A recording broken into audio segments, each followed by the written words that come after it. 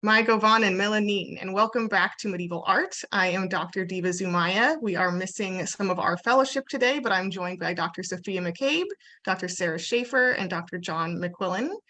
We are going to discuss some aspects of the architecture and world making in the Rings of Power on Amazon Prime. So just want to get this question off to the group really quick. This week, we saw the Tower of Celebrimbor that he has in progress to become a ring forge. And I wanted to ask you all what you thought about this very striking image. Sophia, do you want to kick us off? Sure, thank you, Diva. Well, when I first saw it, like my fellow fellowship here, absolutely, it was Peter Bruegel, the Elder's paintings of the Tower of Babel that struck me. Bruegel has two of these paintings, one in the Kunsthistorisches Museum in Vienna, the one that we're more familiar with, and the large one, and then a second one in Rotterdam. It really is very interesting because as we know, the Tower of Babel story, whereby the competition between God and humans, well, we know who wins in the end. So this gives us a little foreshadowing, I think, to what happens in Eregion. John, can I pass it off to you? Sure. We were all, struck by this sort of opening grand view. And one of the things that I think Sophia and I were both excited about was seeing these sort of Nautilus shell cranes used to build the tower. And of course, the elves are going to look to the natural world and this sort of Fibonacci sequence tension in the spiral to help then do the work of a crane. And I thought of medieval depictions of the Tower of Babel and other building where you see medieval cranes and what's called a tread wheel, where human and animal power are in sort of like a hamster wheel that activates the crane. And there's one of my favorite images from 1499, the Cologne Chronicle, that shows a depiction of Cologne Cathedral under construction with this crane kind of hovering over the apse. And it's one of the first depictions of an actual building from medieval Europe being constructed. And so that was where my mind went thinking about that. But Sarah, what about you for the tower? Yeah, I was immediately, like all of you, kind of struck by the similarities to depictions of the Tower of Babel.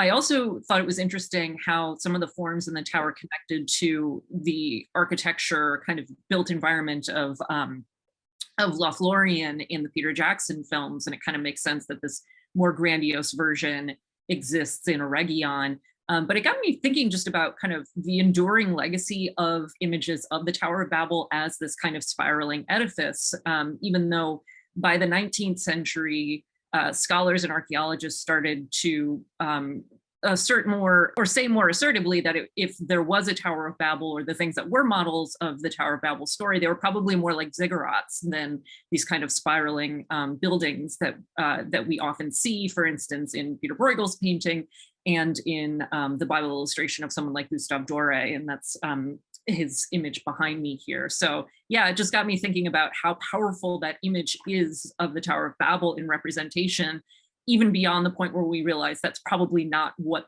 a tower like this actually would have looked like. I think it's so interesting too that we keep seeing kind of art historical references that also are loaded with a symbolic meaning, where it's not just a formal choice, there's also kind of a meaning behind it.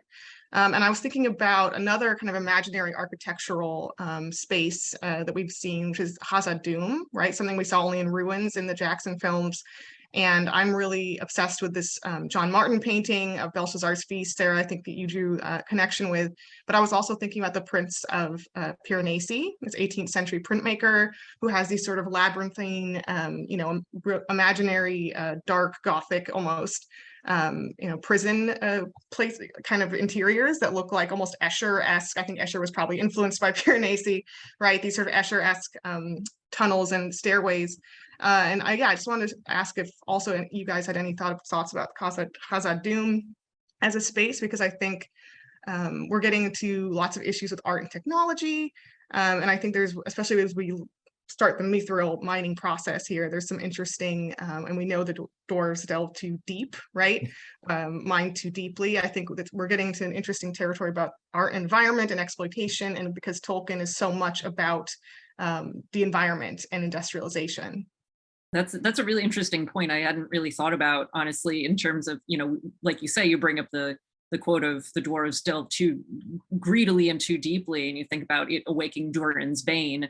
But I hadn't actually made that environmental connection. I think that's a really great point, and definitely something I'll be looking for moving forward. I think it is, yeah, like you bring up the Piranesi etchings and drawings, a very nice parallel thinking about those sorts of explorations of kind of underground or interior three-dimensional space that are so complex, labyrinthine, and particularly the shot when Elrond was kind of spying on Durin and his wife in their conversation. You really saw the full pullback to see kind of the full setting of Moria. I thought that was a beautiful idea. And you really get this sense with Pyreneesi of kind of a sinister, ominous kind of parody of industry almost. And I think Hasa Doom is sort of in a place where it's beautiful now, but it's teetering on becoming almost this, industry exponentially magnified upon itself, in this sort of fantastical way. Like how much mining can you do in this one area, right? Well, I do love the discovery of a new ore, so this new technology and what it can do, and as we know later on what it can do. I connect that to 15th century German mining in Germany as well as Eastern Europe and such.